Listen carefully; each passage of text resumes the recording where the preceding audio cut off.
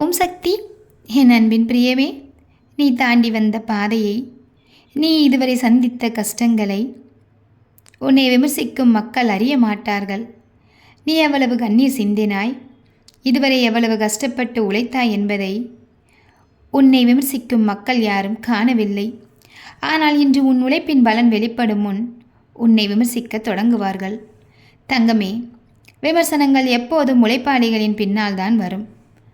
ஊர் சுற்றுபவர்களை யாரும் விமர்சிக்க மாட்டார்கள். நிழலில் அமர்ந்தவர்களுக்கு விமர்சனம் இல்லை. சூரியனை நோக்கி எழும் மரத்திற்கே கல்லும் குச்சியும் வரும். உன் அம்மா உனக்கு புரியும்படியாக ஒரு சிறிய கதையை சொல்கிறேன் கேள். ஒரு விவசாயி தினமும் மண்ணை உழுது விதை விதைத்தான். அவன் கஷ்டப்பட்டு வியர்வையை சிந்தினான். அவன் வயலை பார்த்தவர்கள் இவ்வளவு உழைத்தும் என்ன பயன் என்று ஏளனமாக சிரித்தார்கள். அவனை கேலியும் கிண்டலும் செய்தார்கள். ஆனால் சில மாதங்களுக்கு பின் அவன் வயல் பசுமையாய் மலர்ந்தது. அப்போது அந்த சிரித்தவர்கள் எவ்வளவு அழகா விளைச்சல் வந்திருக்கே என்று சொன்னார்கள்.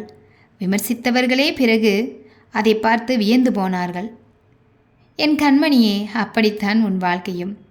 இன்று உன்னை குறை சொல்பவர்கள் நாளை உன்னை பார்க்கும் பொழுது எப்படி வாழ்க்கையில் உயர்ந்துள்ளான் என்று உன்னை புகழ்வார்கள்.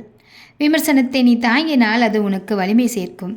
நீ அடுத்தவருக்கு வழிகாட்டியாக இருந்தாலும் உன்னை விமர்சிப்பவர்கள் நிறைய இருப்பார்கள். அவர்களுக்கு உன் முயற்சியின் ஆழம் தெரியாது.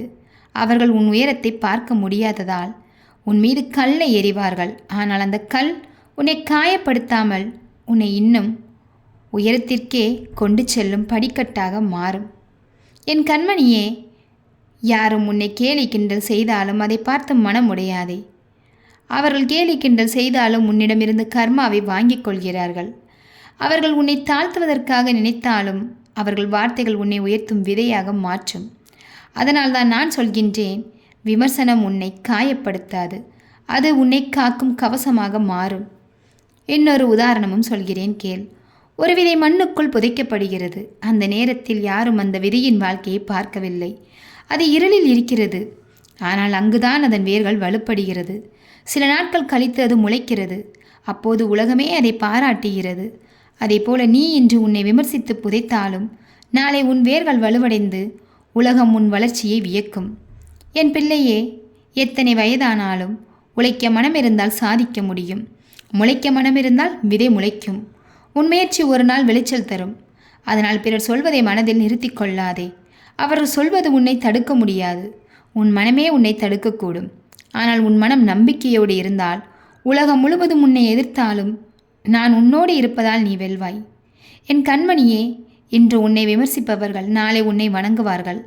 இன்று உன் வழியை கேலி செய்பவர்கள் நாளை உன் வெற்றியை கைதட்டுவார்கள்.